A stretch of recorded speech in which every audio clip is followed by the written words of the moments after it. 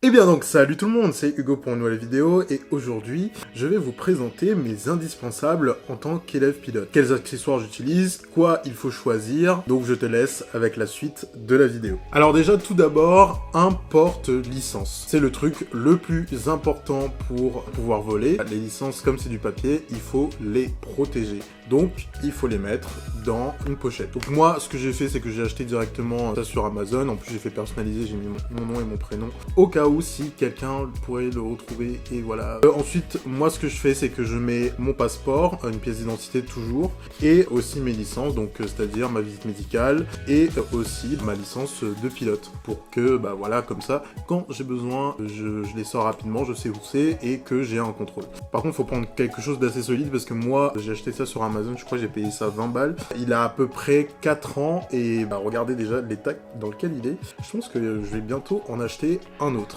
Ensuite, un autre indispensable, c'est l'iPad. Maintenant, avec l'essor de la technologie, l'iPad est quasiment obligatoire pour une formation de pilote de ligne parce que bah, tu peux avoir toutes les cartes sur ton iPad sans t'en encombrer et sans aussi avoir plein de cartes partout éparpillées. Alors, petit point, normalement, la réglementation européenne dit que normalement, on doit avoir une carte et un iPad sur l'iPad. Moi, ce que je fais personnellement, c'est que quand je vole en VFR, je n'utilise pas l'iPad, mis à part à tout su, parce que en fait c'est très utile quand tu as un aéroport avec plein de restrictions. À tout su noble, on sait très bien que voilà, il y a plein de la classe alpha, il y a la zone restrictive, il y a des zones à pas survoler, donc s'il y a une redondance à côté, c'est mieux. Et donc toujours avoir une carte en backup, c'est comme ça dans la réglementation européenne. Aux États-Unis, c'est assez différent parce que eux, bah du coup, ils font tout au GPS et à ForFlight. ForFlight, ça marche mieux là-bas en VFR, mais en IFR, c'est quasiment indispensable d'avoir du coup un iPad.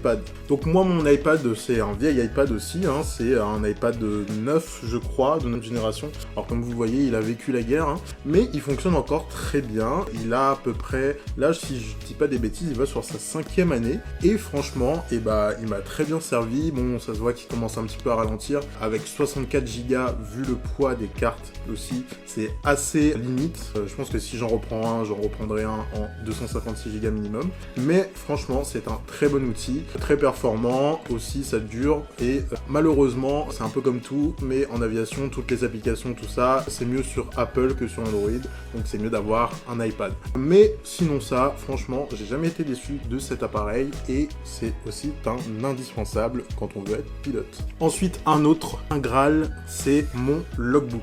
Donc en fait, c'est un livre où je marque toutes mes heures de vol, tout ça, tout ce que j'ai fait, toutes mes licences, etc.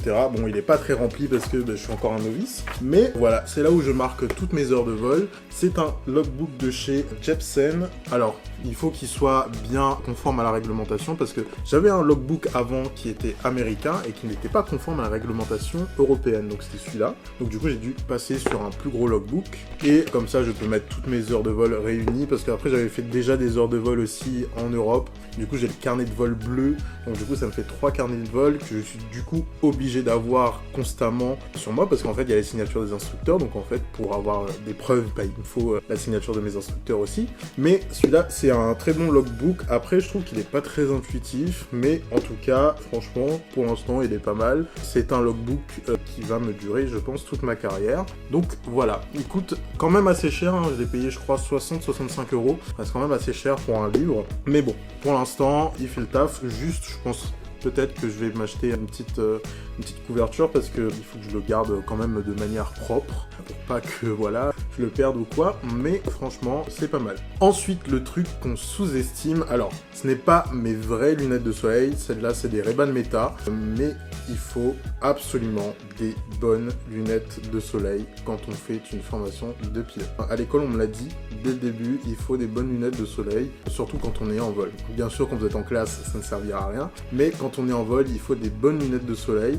Alors celles-là c'est des verres polarisants, donc c'est-à-dire quand il reçoit des ondes, la lumière UV, ça se teinte, mais la teinte est pas très foncée, donc du coup on reçoit quand même les rayons du soleil, donc c'est pas fou. Mais je les ai quand même, donc pour pouvoir filmer mes vols et tout. L'avantage c'est que du coup c'est du plastique, donc c'est assez résistant. Moi personnellement, mes lunettes de soleil, je les prends toujours en plastique parce que je suis pas très précautionneux avec mes affaires. Donc je pense que le plastique c'est mieux. En plus, les lunettes de chez Ray-Ban, elles sont super, intemporelles, et elles sont ultra résistantes, donc voilà. Quoi demander de mieux. Et le truc à ne pas faire quand vous prenez des lunettes de soleil, c'est d'avoir des verres polarisés. Pourquoi il ne faut pas des verres polarisés quand on achète des lunettes? Parce qu'en fait, les écrans sont déjà polarisés sur les avions. Alors, sur les avions à aiguille, bien sûr, ça n'aura pas d'effet, mais en fait, les écrans sont polarisés sur les avions de ligne, et du coup, si vous avez des verres polarisés plus des écrans polarisés, en fait, vous n'allez pas bien voir ce qui est écrit sur l'écran. Donc voilà, c'est un petit peu bête de ne pas pouvoir voir ce qui est écrit sur l'écran, surtout que c'est des informations qui sont assez vitales. Donc voilà, c'était un petit tips pour vous. Bien ensuite, bien évidemment, quand vous allez en navigation, ça c'est super important, c'est d'avoir une carte, sinon vous allez vous perdre. Alors oui, il y a des GPS dans les avions, mais vous savez très bien que pour le PPL, il faut savoir naviguer avec une carte. Donc moi, comme je vole à Toulouse-le-Noble, donc assez proche de Paris, comme vous le voyez, il y a plein d'espaces en rouge, des trucs à pas survoler et tout.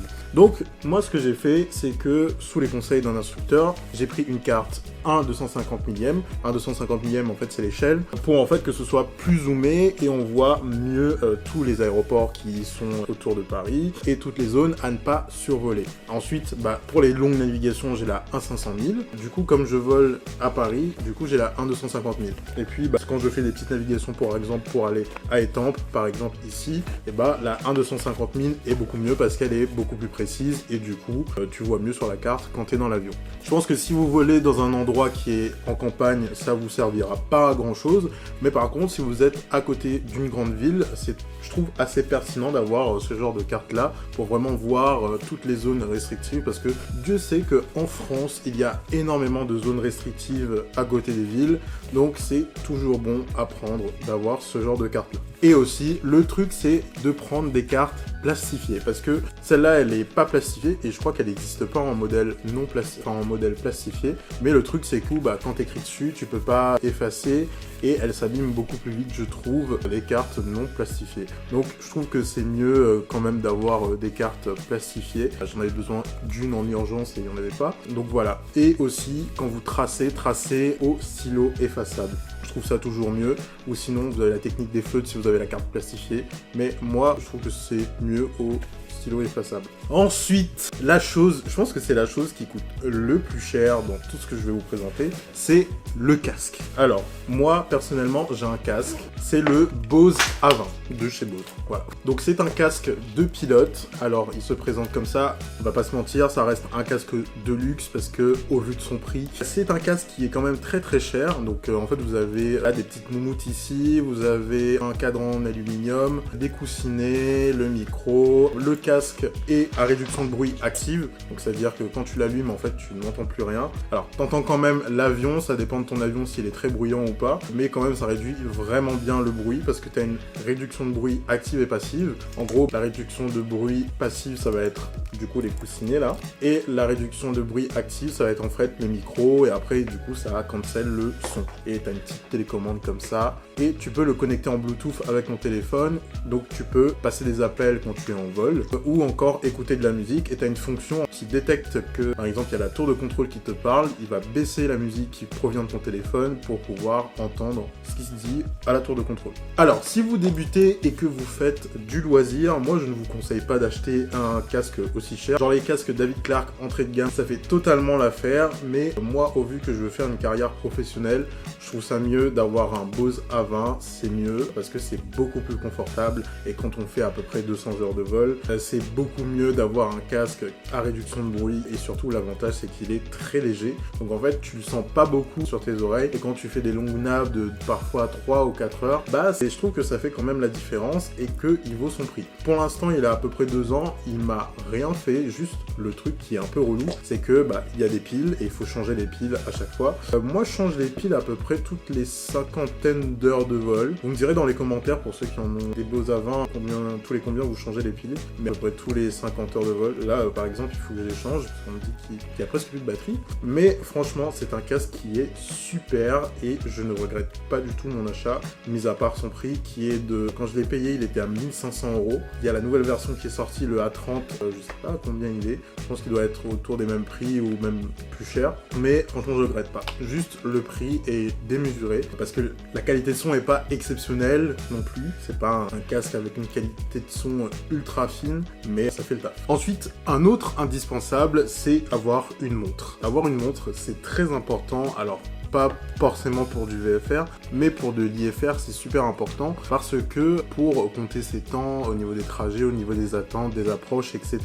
Alors, dans certains avions, il y a normalement une horloge, et c'est même obligatoire d'avoir une horloge, mais si jamais l'horloge, elle ne fonctionne plus, donc c'est un petit peu problématique. Donc c'est mieux d'avoir une montre, et surtout je trouve que l'heure est plus lisible du coup sur la montre, c'est plus visible de savoir ton temps sur la montre, donc moi je préfère avoir une montre. Par contre, le mauvais choix a été d'avoir une montre du coup de chez Apple, qui du coup est une très bonne montre, mais il faut la recharger tout le temps à chaque fois, c'est assez relou, en plus ça prend énormément de temps à recharger. Je trouve que c'est pas fou, mais ça sert quand même. Ensuite, si vous volez avec un iPad, ça c'est obligatoire, c'est une batterie externe. Parce que on ne sait jamais, la batterie qui descend ou quoi, ou pareil le téléphone, franchement la batterie externe c'est un indispensable. Si vous volez donc avec un appareil électronique, il faut impérativement avoir une batterie externe. Je sais que dans certains avions, même rétrofités, ils ont du coup des prises allume-cigare où genre tu peux brancher ton téléphone et tout. Pas tous en ont, donc je trouve que c'est ultra pertinent d'avoir une batterie externe, c'est indispensable. Et ensuite, un petit tips que je peux vous donner, si par exemple vous voulez enregistrer vos voix lorsque vous êtes dans le cockpit, il existe une technique, c'est d'avoir un micro. Alors ce micro-là, il est assez gros, et ensuite vous allez prendre votre micro et vous allez le mettre directement dans votre oreillette. Alors pourquoi dans votre oreillette? Parce que en fait le son revient à vous. Quand vous parlez dans le micro, vous entendez aussi parler. Donc en fait ça va enregistrer le son qui vient de votre micro. Par contre, oui, ce micro-là, il est beaucoup trop gros. Donc si vous voulez, il y a des micros qui sont plus petits sans fil, qui sont super. Sinon, vous pouvez utiliser un AirPod et vous le mettez pareil dans votre casque, ça passera mieux. Ou encore, vous avez aussi le choix de prendre des écouteurs filaires et de mettre la petite télécommande là où il y a le micro, du coup, dans les écouteurs pour pouvoir enregistrer le son. Alors ça reste des petites techniques de fortune, mais ça vous dispense d'acheter un câble qui enregistre du coup, qui coûte à peu près, je crois, une cinquantaine d'euros, et il faut parfois ou sinon avoir aussi un enregistreur audio qui coûte une centaine d'euros, donc en fait c'est pas très pertinent si vous faites ça que pour le loisir. Donc voilà, j'espère que cette petite vidéo vous aura plu sur mes essentiels en tant qu'élève pilote. N'hésitez pas à vous abonner et à commenter ou partager cette vidéo si vous voulez en voir plus. Donc voilà, n'hésitez pas. Donc je vous dis salut, à la prochaine, c'était Hugo.